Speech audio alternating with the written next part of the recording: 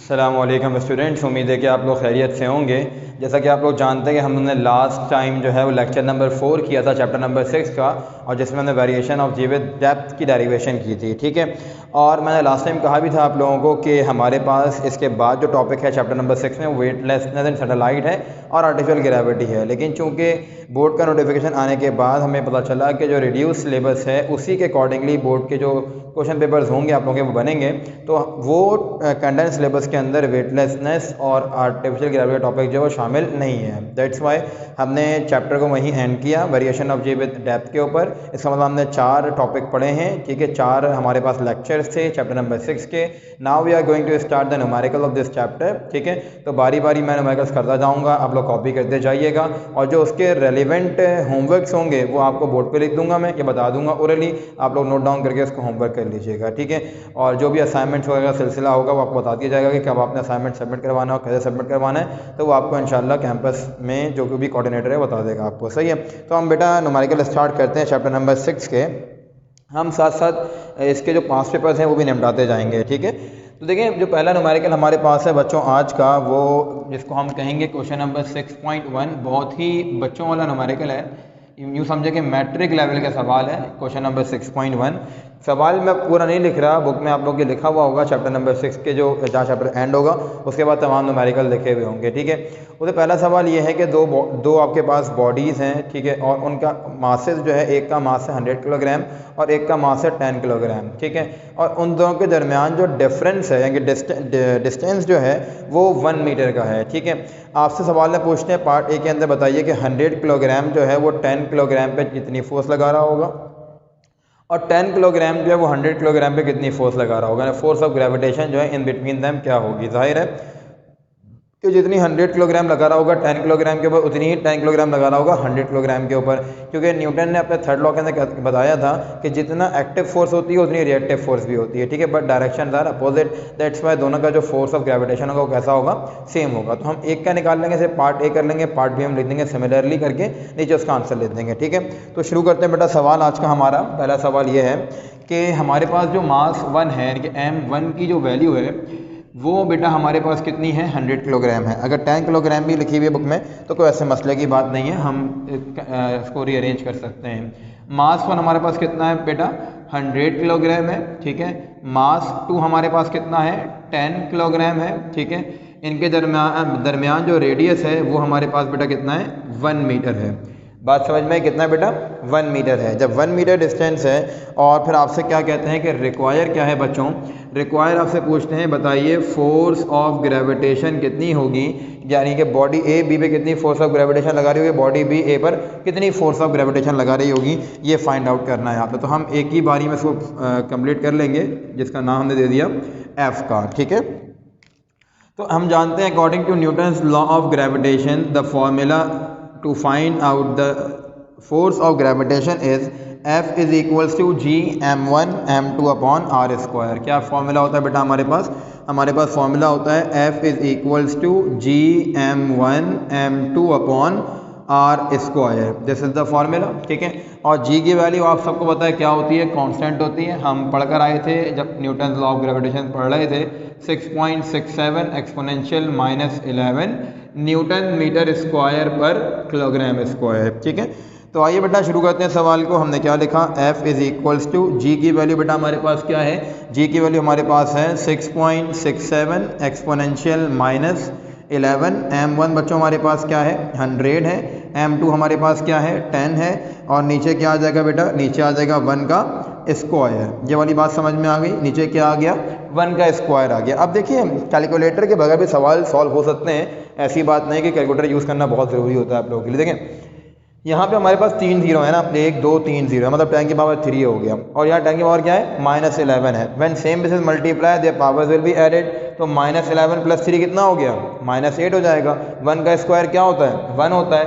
That's why हमारे पास answer क्या आ गया, हमारे पास आंसर आ गया बच्चों F is equals to 6.67 exponential -8 Newton.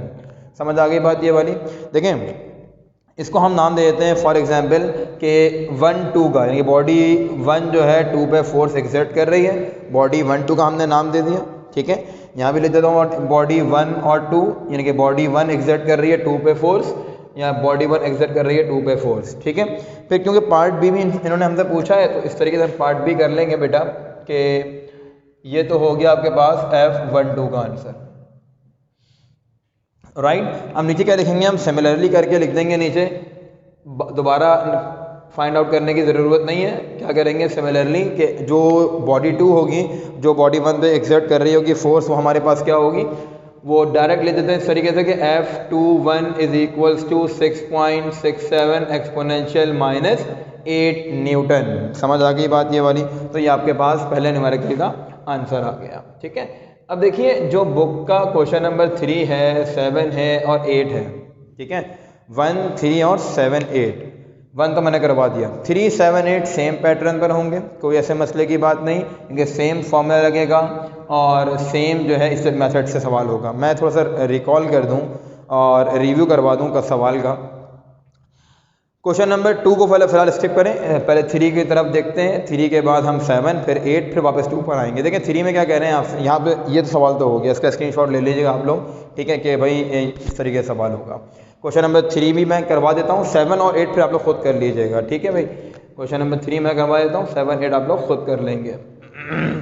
Question number 6.3 में कहते हैं कि बेटा मास ऑफ जुपिटर दिया हुआ है और मास ऑफ सन दिया हुआ है। क्या दिया हुआ है, मास ऑफ जुपिटर और मास ऑफ सन।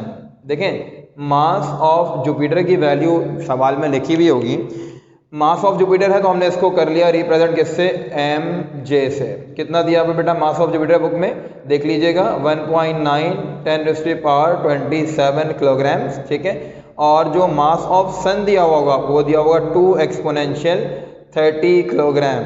समझ आ रही है बात, ये आपको मास ऑफ जुपिटर और मास ऑफ सन दिया हुआ है, ठीक है। अब जाहिर है कि जुपिटर जो है, ये लेट सपोज ये सन है तो जुपिटर इसके अराउंड जो है वो रोटेट करती है, सर्कुलेट करती है, ठीक है। जब इसके अराउंड सर्कुलेट और रोटेट करती है तो इसका मतलब किसी न किसी ऑर्बिट पे रोटेट कर रही होगी, उसका हमें रेडियस पता होना चाहिए। ऐसे कह रहे हैं रेडियस पता होना चाहिए, या ऐसे कह रहे हैं कि डिस्टेंस बिटवीन जुपिटर एंड सन क्या होगा। तो डिस्टेंस बिटवीन जुपिटर एंड सन हमें बुक में दिया हुआ है, ठीक है। कितना दिया हुआ है, 7.98 एक्सपोनेंशियल 11 मीटर। एक बार कंफर्म कर लें बेटा आप लोग भी, मैं भी देख लेता हूँ एक बार, ठीक है।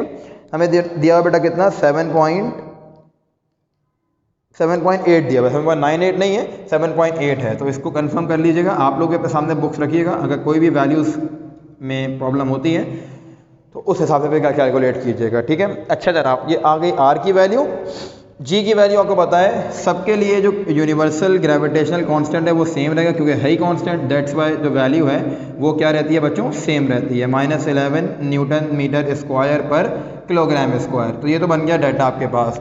मास ऑफ जुपिटर दिया हुआ है, मास ऑफ सन दिया हुआ है, ठीक है।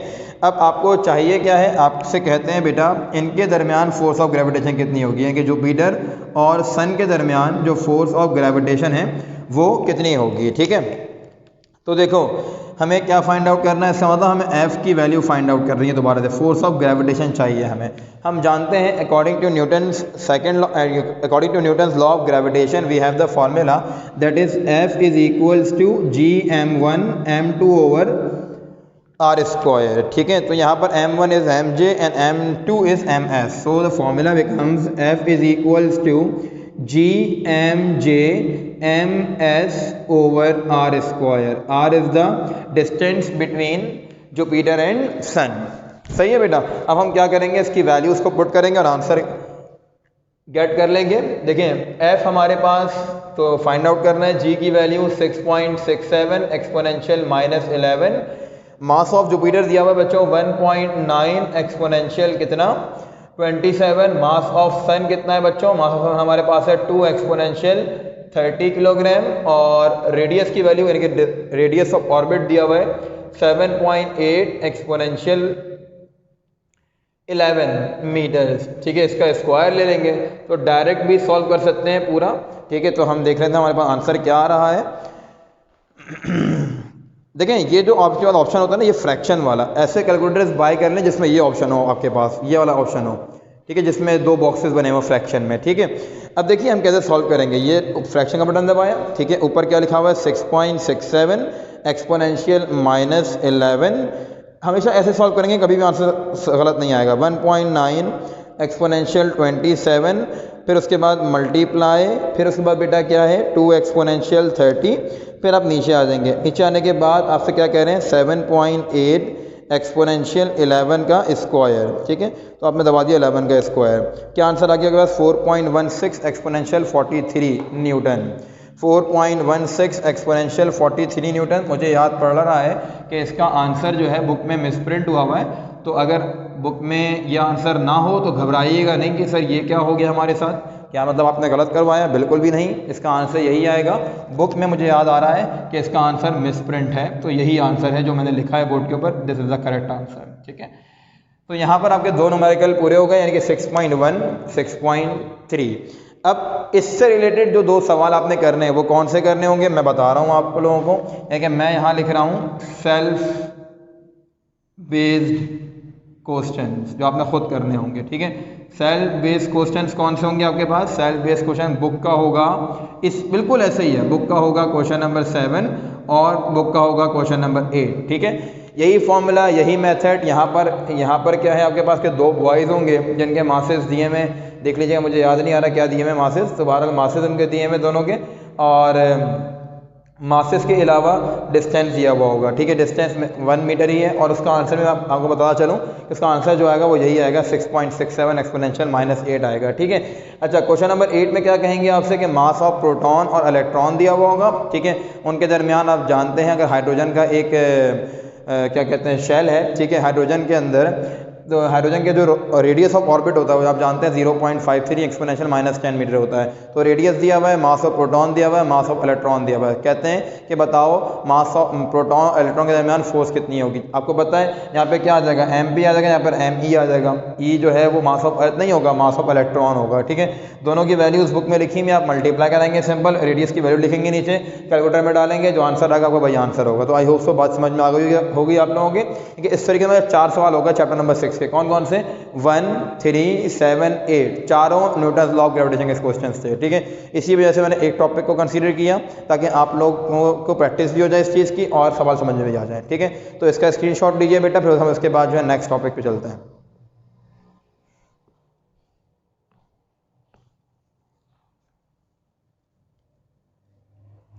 आई होप सो कि आप लोगों ने स्क्रीनशॉट इसका बेटा ले लिया होगा, ठीक है।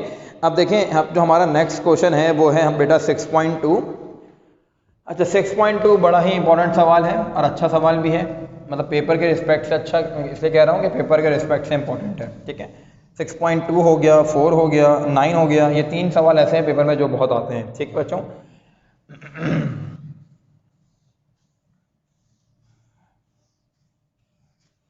कोई भी बात हो बेटा तो घबराने की कोई ज़रूरत नहीं है। आपको पता है ई लर्निंग चल रही है आप लोगों की, एक नया एक्सपीरियंस है नए बच्चों के लिए। पुराने बच्चे तो खैर जानते हैं कैसे सब कुछ करना है, लेकिन नए बच्चों के लिए एक नया एक्सपीरियंस है, तो कोई घबराने की बात नहीं है। हर टीचर मेहनत कर रहा है, हर टीचर कोऑर्डिनेट कर रहेगा आपके साथ इंशाल्लाह।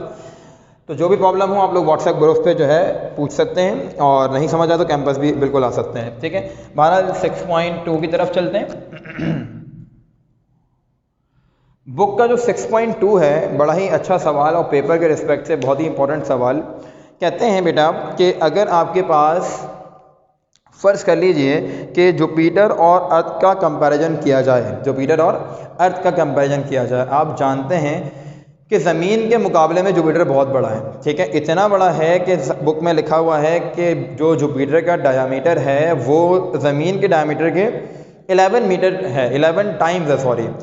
यानी कि अगर इतना बड़ा है ज़मीन का डायामीटर, ठीक है, तो इसको 11 बार ऐसे लगा दो आगे, और 11 टाइम्स बड़ा, ठीक है, 11 गुना 11 गुना बड़ा जो है वो जुपिटर का डायमीटर है, ठीक है। और जो जुपिटर का मास है बच्चों वो भी कितना बड़ा है आपके पास, वो भी दिया हुआ है बिल्कुल आप लोगों को। यहाँ हम लिख देते हैं बिल्कुल यहाँ पर बेटा कि वो आपके पास है 318 टाइम्स। देखिए दोबारा बता रहा हूँ मैं कि जो जुपिटर का डायमीटर दिया हुआ है आप लोगों को वो दिया हुआ है कितना, वो दिया हुआ है 11 टाइम्स किससे बड़ा है, अर्थ के डायमीटर से, ठीक है। फिर उसके बाद जो आपके पास किसका मास है, जुपिटर का मास है 318 times of mass of earth, यानी 318 गुना बड़ा जो है मास किसका है, जुपिटर का मास है। देख लो कितना बड़ा जुपिटर होगा फिर, ठीक है।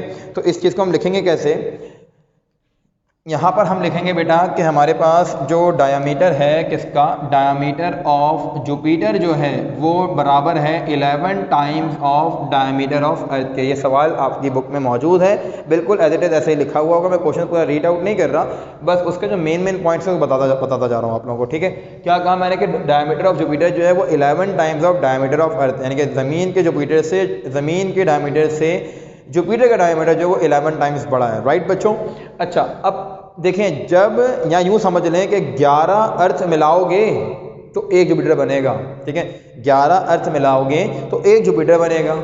सही है, जब 11 अर्थ हैं तो उसके अंदर डायमीटर भी 11 होंगे और रेडियस भी 11 होंगे। ठीक है, अब बच्चों का कॉन्सेप्ट क्या गलत बैठता है, बच्चों का कॉन्सेप्ट गलत ये बैठता है कि सर डायमीटर जो होता है वो 2 टाइम्स ऑफ रेडियस होता है, तो हम 22 रेडियस क्यों नहीं ले रहे। देखो, रेडियस क्या है, डायमीटर का हाफ है।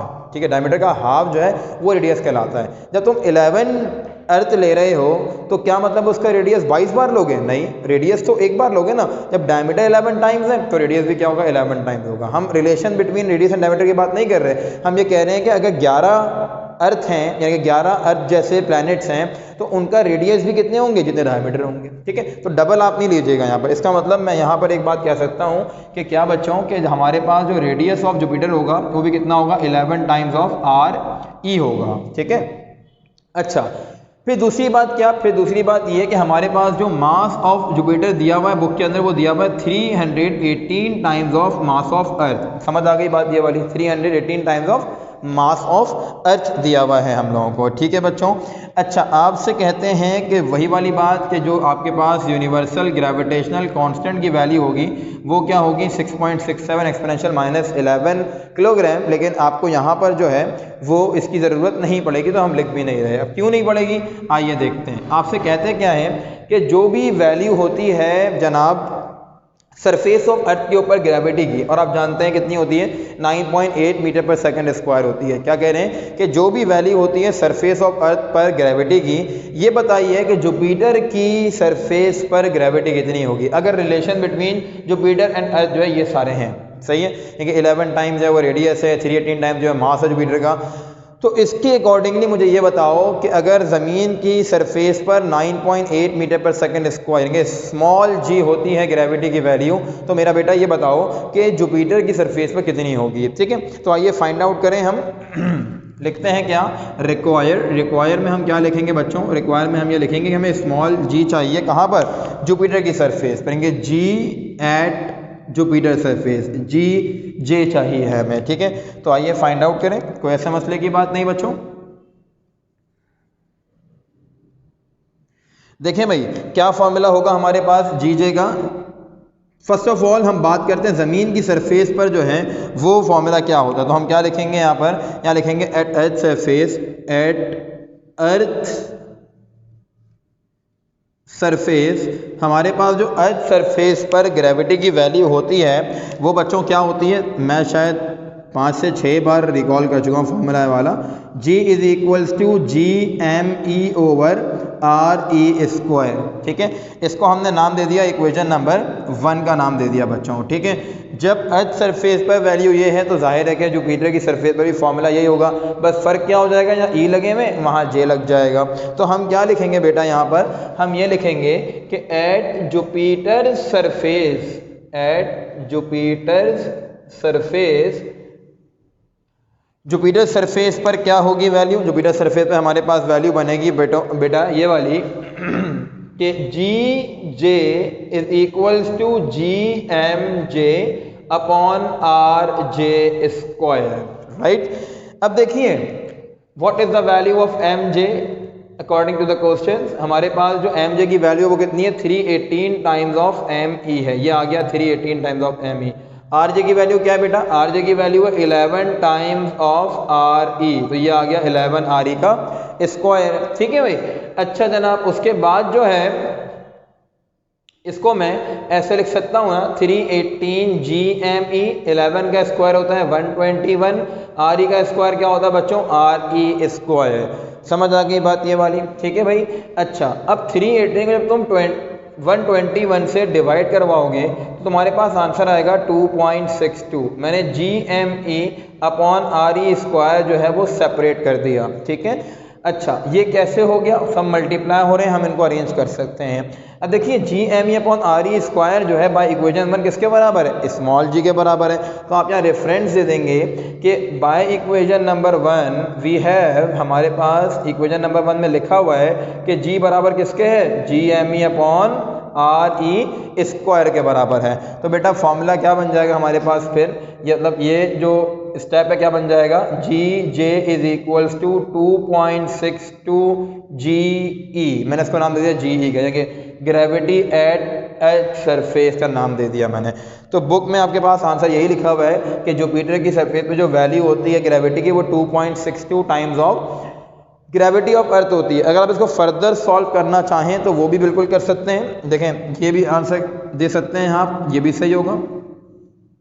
और अगर आप फर्दर सॉल्व करना चाहें तो फर्दर भी सॉल्व कर सकते हैं। वो कैसे बच्चों, वो इस तरीके से कि हम जानते हैं जी की वैल्यू क्या होती है हमारे पास, जी की वैल्यू हमारे पास होती है G J is equals to 2.62 multiply by 9.8। जब तुम कराओगे मल्टीप्लाई 2.62 को 9.8 से तो मेरे ख्याल से आंसर 25.6 आना चाहिए।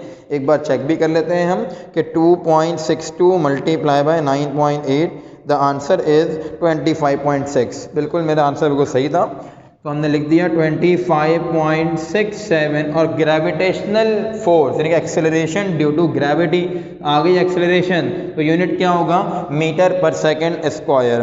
तो ये हमारे पास बच्चों आ गया फाइनल आंसर, ये आपका 6.2 न्यूमेरिकल भी जो है वो कंप्लीट हुआ। ठीक है, ये आंसर आ गया आपके पास।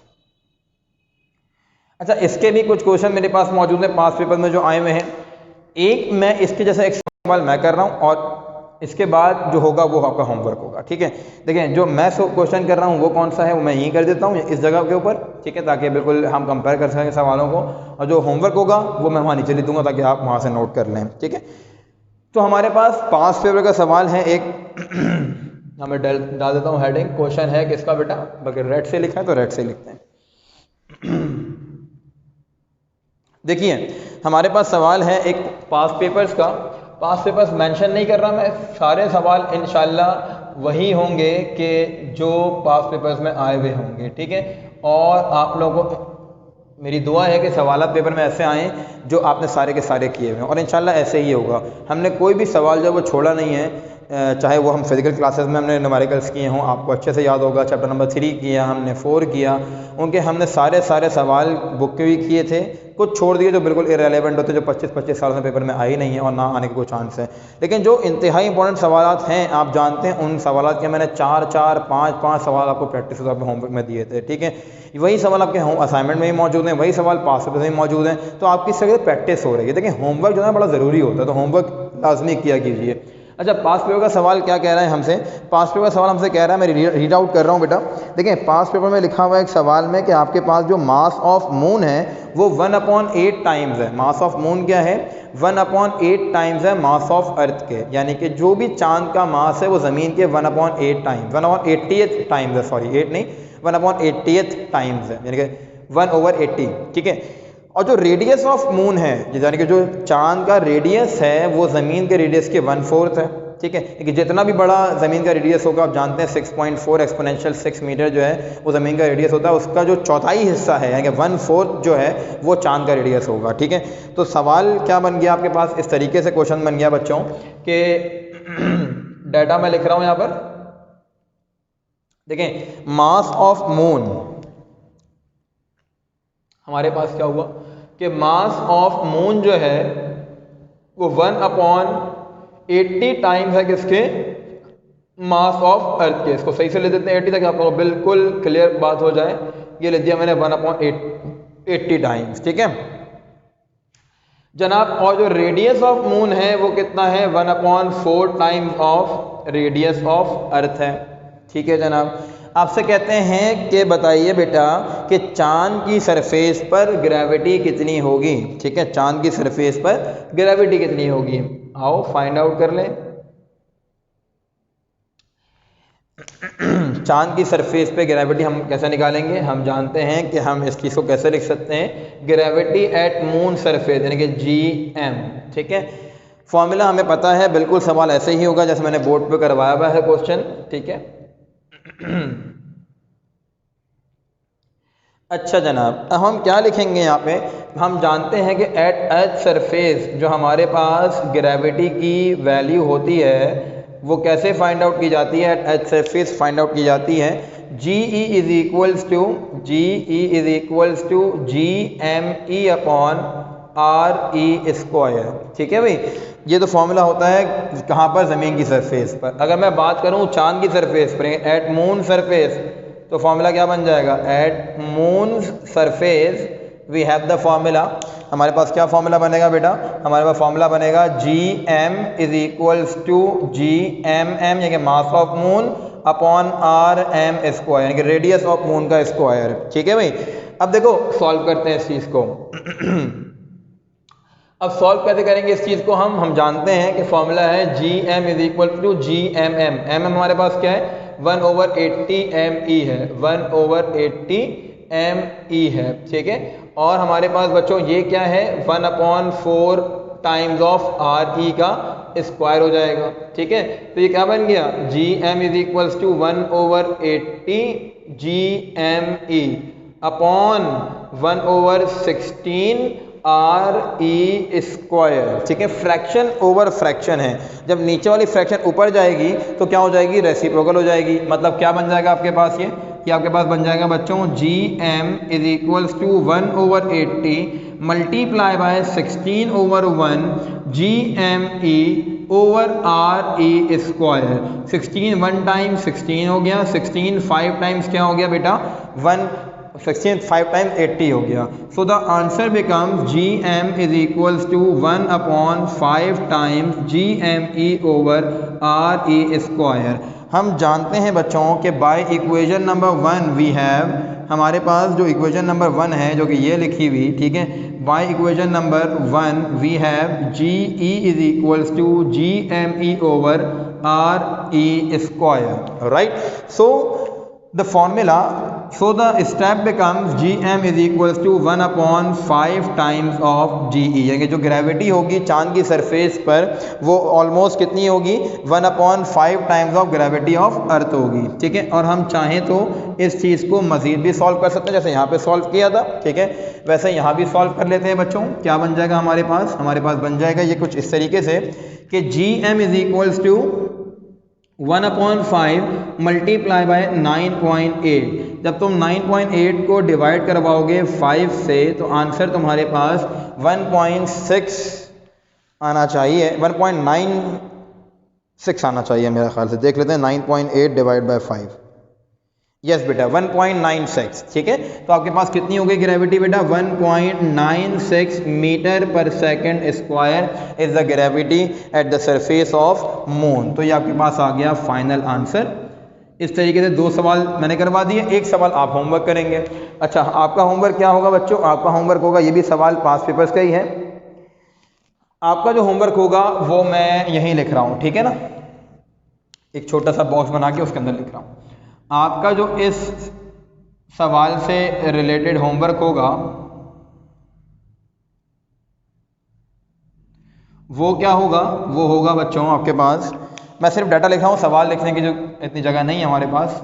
ये समझ लीजिए कि जनाब जो आपके पास मास ऑफ एक प्लैनेट है, सही है, एक प्लैनेट जिसका कोई नाम नहीं, हमने सपोज कर लिया कि उसका नाम एक्स है। ठीक है, यानी कि mass of planet x 300 times of mass of earth है, इतना बड़ा प्लैनेट है। ठीक है, 300 times of mass of earth है, और जो उसका बच्चों डायमीटर है, डायमीटर ऑफ प्लैनेट एक्स जो है वो 10 times of diameter of earth है। आपसे कहते हैं कि क्या फाइंड आउट कर दो, gravity at the surface of planet x.